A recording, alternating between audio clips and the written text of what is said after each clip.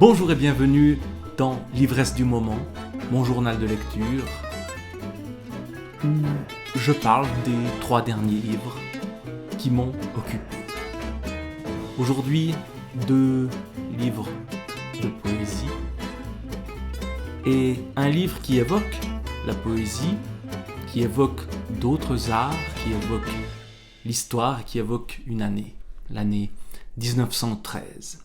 Les 2 recueils de poésie, c'est À hauteur de silence de mon collègue Daniel Mariano et La fabrique à cercueil de Jérémie Tolomé. Et puis 1913, Chronique d'un monde disparu, un livre de Florian Illies qui retrace une année mythique. Ainsi donc, la poésie. Poésie à hauteur de silence. Un titre qui, d'emblée, baisse le son. D'emblée, il faut, quand on entre dans la lecture de cette poésie, trouver un silence intérieur peut-être, trouver une écoute qui réussisse à capter ce que le poète a agencé dans quelques mots. Ce sont des poèmes courts et qui, j'allais dire qui fondent, dans le sens qui effacent le langage pour mieux le rendre présent, peut-être un paradoxe, ou qui effacent celui qui parle. Je vais lire un extrait, un petit poème de Daniel Mariano. Lente disparition de soi, presque déshumaine, devant ce miroir sans reflet et qui ne tue pas. Des mots sont tentés sans résonance, des mains serrées, proches du désir.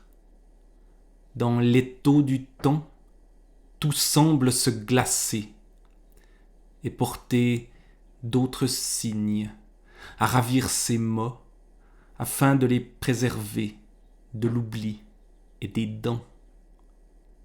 Peu de choses, parfois des sculptures enterrées parmi grains de seigle et froment, ou la surprise d'un feu follet.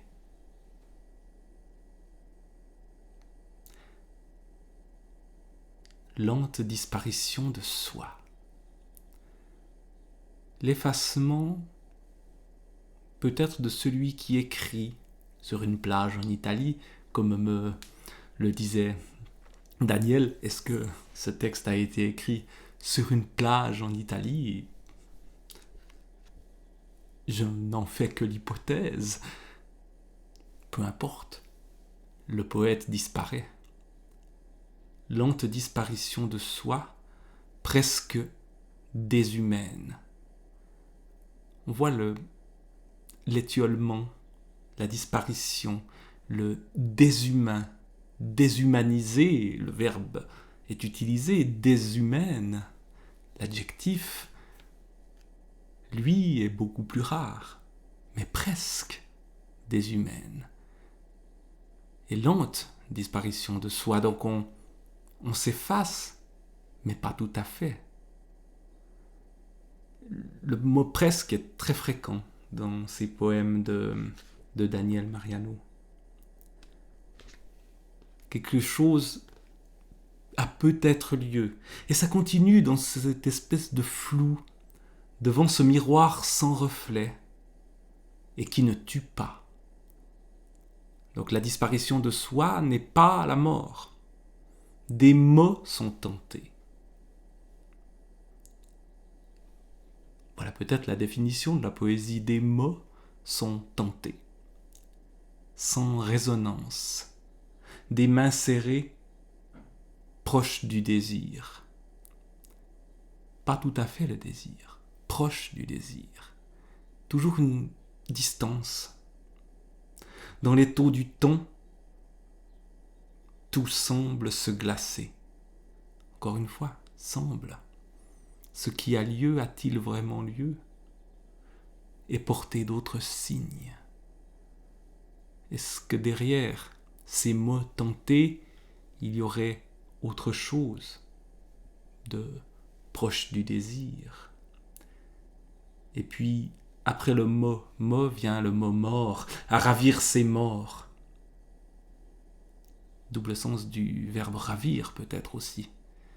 Est-ce qu'ils sont ravis dans le sens enlevé ou ravis dans le sens, j'allais dire du ravi de la crèche, dans le sens ravi, dans le sens heureux, ravissant, afin de les préserver de l'oubli et des dents. Et le temps et les dents. Quelque chose de dur aussi. Le recueil est dédié notamment dans son adresse tout au début aux enfants d'Auschwitz et d'ailleurs. Donc peut-être sont ces morts-là qui sont à préserver de l'oubli et des dents. Peu de choses, parfois des sculptures enterrées, parmi grains de seigle et froment. Beaucoup de végétaux dans ces poèmes, aussi des fleurs souvent, mais dans le poème précédent, je lis la peur et ses trèfles étiolés. Et puis il y a la surprise du feu follet, quelque chose qui vient ranimer la flamme. Une poésie très suggestive, une poésie de la nature, une poésie de la petite touche, mais qui touche vraiment. Je me défais jour après jour, même le regard plié, il sera difficile de me reconnaître. Encore quelques minutes et peu de moi dans mon souvenir.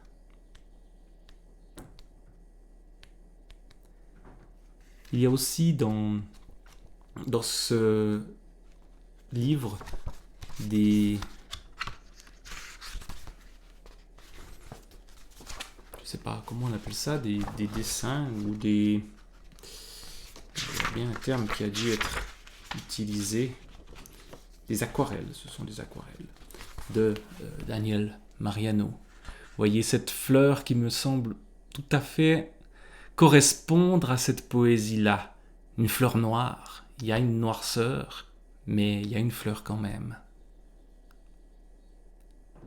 Bref, un très beau livre que ce, à hauteur de silence. Ou aussi une autre aquarelle pour terminer. Y a-t-il un être humain ici? Peut-être est-ce justement cet être humain qui s'efface, presque, pas tout à fait.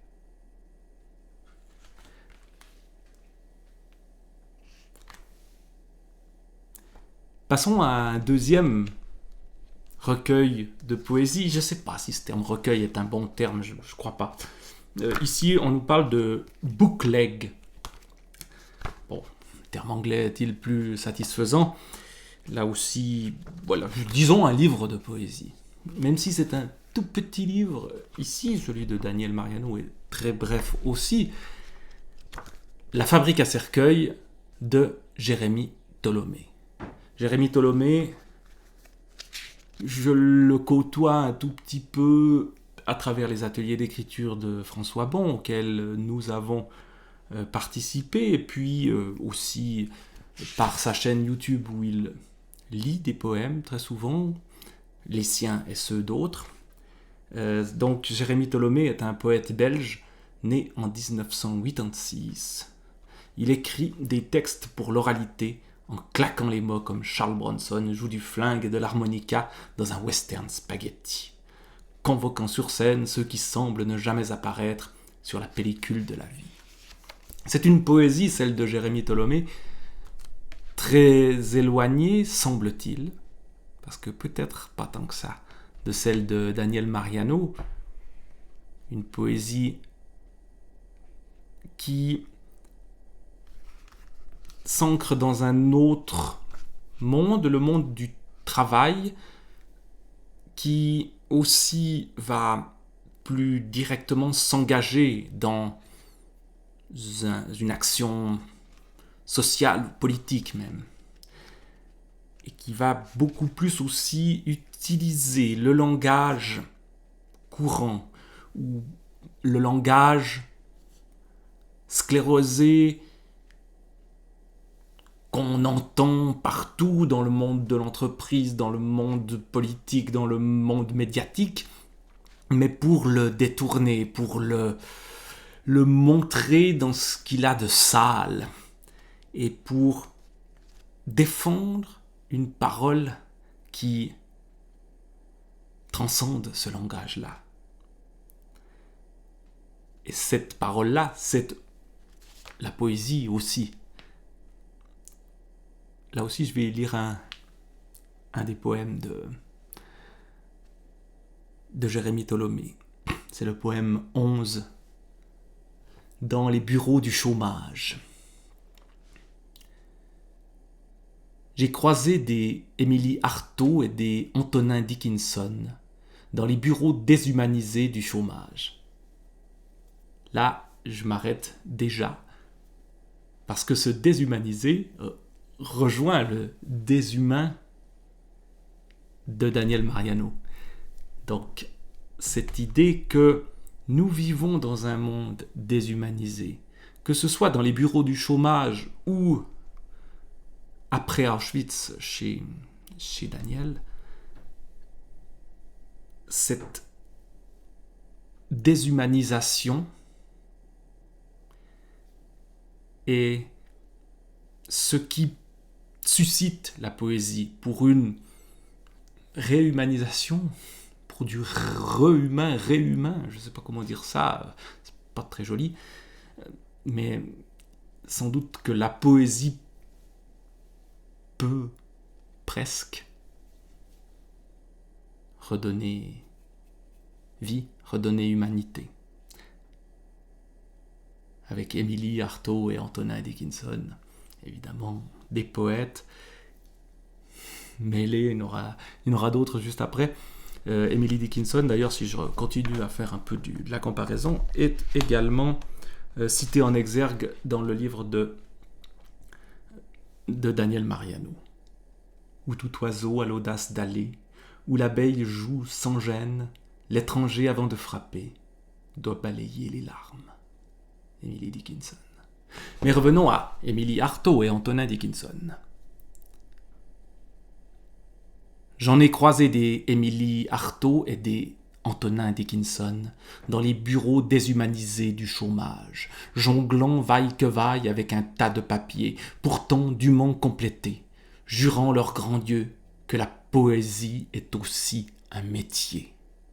Métier d'utilité publique, de salubrité publique, mission de santé publique, mentale et physique. La poésie, ça booste l'humanité. À l'encre ou à la craie, moi je crois même que la poésie, ça booste l'humanité individuelle et collective.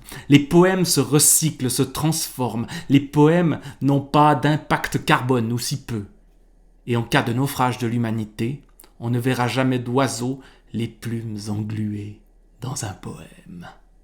Alors, dans les bureaux désincarnés du chômage, il y a des Émilie Artaud et il y a des Antonin Dickinson qui disent qu'ils bossent dur même la sainte journée, qu'ils font tourner l'économie, qu'eux aussi achètent du poisson pané, qu'eux aussi avalent des tonnes de gluten en barres chocolatées. Mais dans les bureaux mouroirs, ça ne passe pas bien. Et l'employé du chômage de conseiller à toutes les Émilie Artaud et tous les Antonin Dickinson de réfléchir, à envisager, de penser à trouver un vrai job.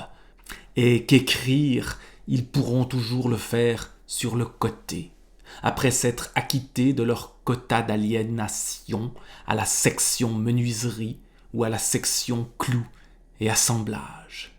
Et puis j'en ai vu des Saint John Garcia Lorca et des Federico Perse, dont on aime tellement la verve scénique et la présence poétique qu'on les invite à des soirées lecture dont ils sont les héros. Alors bien sûr, le cachet promis est de 0 €, 0 centimes, mais, c'est l'occasion de te faire connaître, ça te donnera de la visibilité, bien sûr.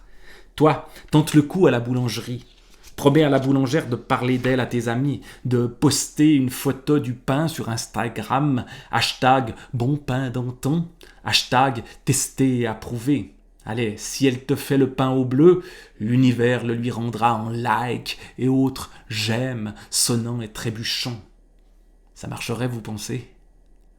Alors, tous les Saint John Garcia Lorca et tous les Federico Perse raclent leur portefeuille rapiécé pour acheter le pain, parce que la visibilité, ça ne paye pas les factures, parce que l'écriture est un cycle long, mais les factures, c'est un cycle court, toujours plus court.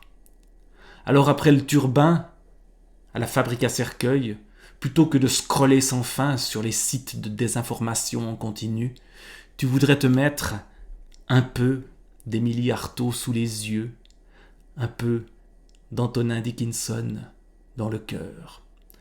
Toi qui voudrais savoir ce que Saint John Garcia Lorca, ce que Federico Perse pense des barres chocolatées, du gluten et du poisson pané.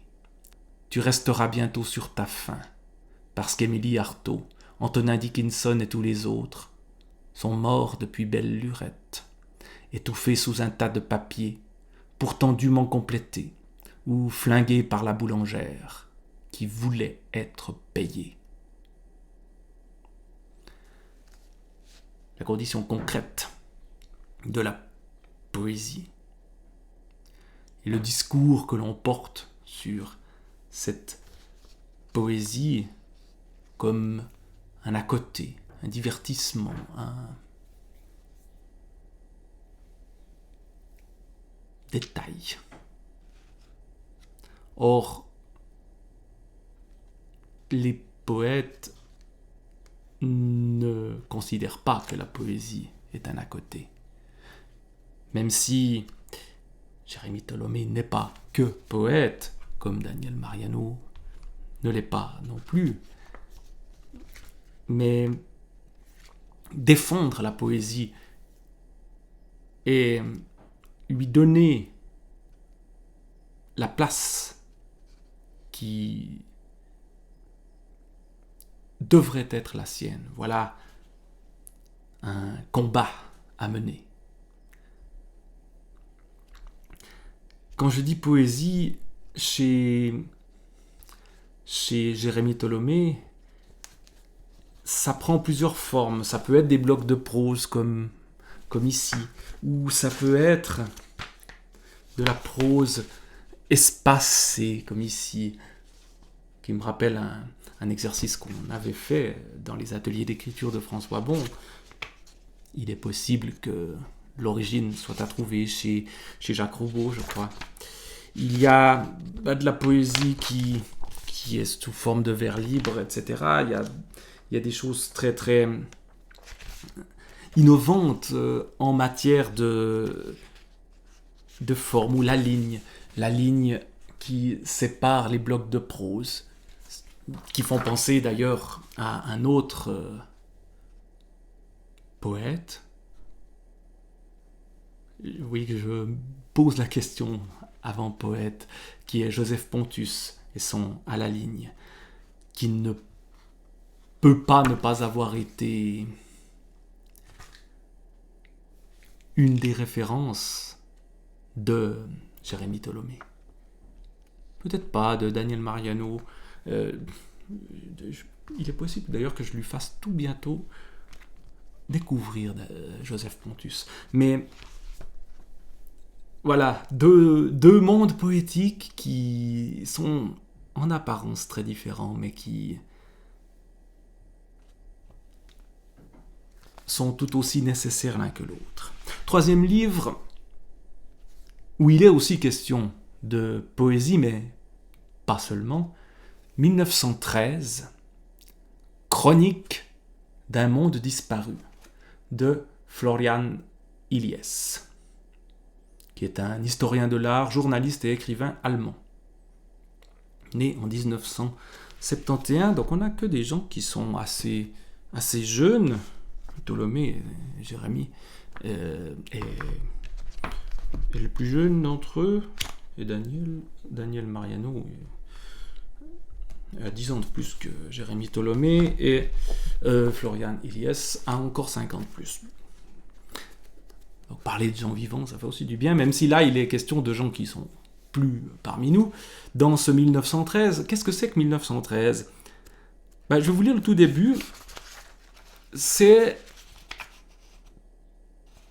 presque une sorte de roman ou de chronique au jour le jour d'une année, mais d'une année choisie pas par hasard. 1913 est une année mythique, l'année de la modernité, mais aussi l'année d'avant 1914, d'avant la guerre, l'année de la création du Sacre du printemps de Stravinsky, de la publication du côté de chez Swann de Proust, l'année de l'effervescence, mais aussi déjà des personnages inquiétants qui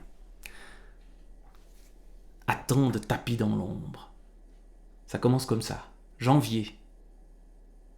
C'est le mois où Hitler et Staline se rencontrent en se promenant dans le parc du palais de Schönbrunn. Thomas Mann est à 2 doigts de se voir déclaré homosexuel et Franz Kafka sur le point de tomber fou amoureux. Chez Sigmund Freud, une chatte se prélasse sur le divan. Il fait très froid, la neige crisse sous les pieds. Elle, c'est Lasker Schüller, est totalement fauchée et folle amoureuse de Gottfried Benn. Elle reçoit une carte postale illustrée de chevaux de Franz Marc, mais dit de Gabriele Münter qu'elle est nulle. Ernst Ludwig Kirchner dessine les cocottes de Potsdamer Platz. Le tout premier looping est tenté, mais cela ne sert à rien. Oswald Spengler travaille déjà au déclin de l'Occident. C'est la première seconde de l'année 1913. Un coup de feu retentit dans la nuit obscure. Un bref cliquetis, doigt tendu sur la gâchette, puis un second coup, plus sourd. La police avertie se précipite sur place et arrête immédiatement le tireur. Il s'appelle Louis Armstrong.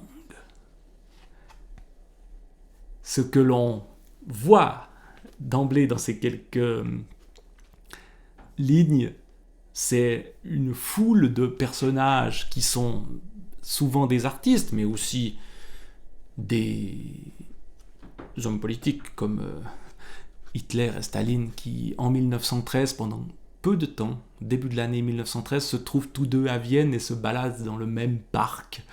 Et il est possible qu'ils se soient croisés, évidemment, sans se connaître, alors que, bien des années plus tard, tous deux, au sommet de leur pouvoir, ne se croiseront jamais dans l'histoire. L'alliance d'Hitler et Staline, le pacte germano-soviétique, ne provoquera même pas une rencontre, puisque Hitler enverra Ribbentrop à Moscou et que lui restera sagement en Allemagne. Mais ce qui est intéressant quand même dans ce livre-là de 1913, c'est qu'il ne va pas beaucoup parler de la suite. Alors évidemment, en montrant Hitler et Staline qui ne sont rien encore en 1913, on suggère une suite. Mais surtout de ce qui se fait durant cette année-là. Il se fait plein de choses. Il se crée plein de choses.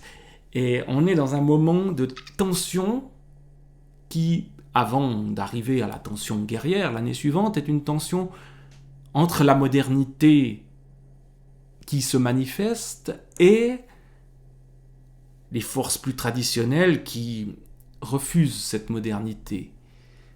Et plusieurs des événements phares de cette année 1913 vont dans cette direction-là. Je lis encore un petit extrait. Un des événements musicaux de l'année, je parlais du Sacre du Printemps, qui sera un succès, mais il y en a un autre qui l'est un peu moins. On est à Vienne, et le personnage principal de cette histoire-là est un certain Arnold Schönberg. Il doit, ce soir du 31 mars, diriger dans la grande salle du Musikverein sa propre symphonie de chambre, des partitions de Mahler, ainsi que des morceaux de ses élèves Alban Berg et Anton von Webern, qui tous deux ont d'ailleurs accroché chez eux avec fierté des portraits que Schönberg a peints d'eux-mêmes. Et c'est la musique de Berg qui provoque le plus grand émoi. Leader avec orchestre sur des textes pour carte postale de Peter Altenberg, opus 4. Tel est le titre que Berg a donné à sa pièce dans le meilleur style pop art. Une pièce à faire jouer par un énorme orchestre et dans un style particulièrement solennel.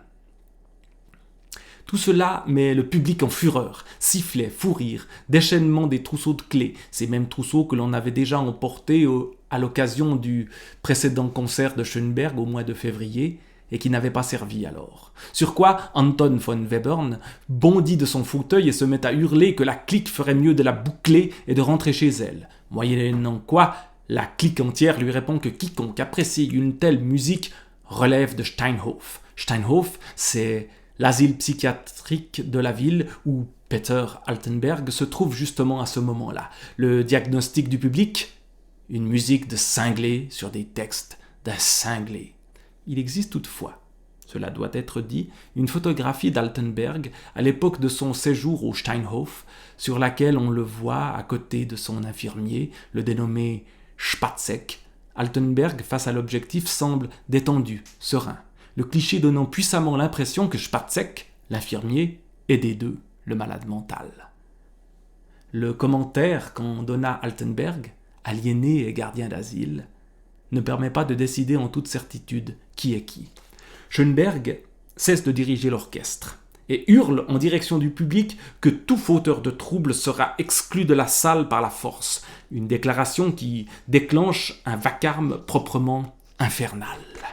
Le chef d'orchestre est provoqué en duel et un homme du fond de la salle remonte vers la scène. Oskar Strauss, compositeur de l'opérette Ein Walzertraum, un rêve de valse, lorsqu'il se retrouve devant lui, gifle le président de l'association académique de littérature et de musique, Arnold Schönberg, en personne. Donc des scènes de la vie culturelle de 1913, vie publique, vie privée aussi, évoquées toujours en lien avec l'art qui se crée durant cette année-là, les œuvres qui naissent de certaines relations qui pourraient s'en tenir à des sortes de potins mondains, la relation entre Oskar Kokoschka et Alma Mahler, la veuve de Gustav Mahler, qui aboutira à cette célèbre peinture de La fiancée du vent, ou alors les lettres de Franz Kafka à celle qu'il aime, qu'il voudrait épouser, lettres qui effrayent celle-ci.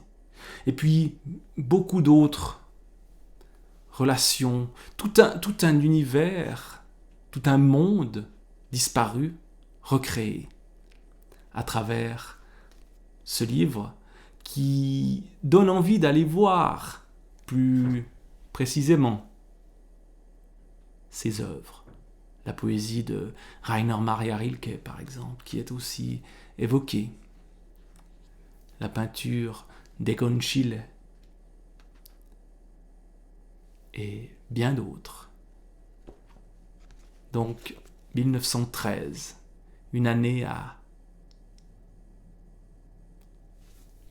revivre à travers ce livre-là. Voilà, c'était les quelques réflexions que j'ai pu faire à partir de 1913, mais aussi à partir de À hauteur de silence de Daniel Mariano et de La fabrique à cercueil de Jérémie Tolomé.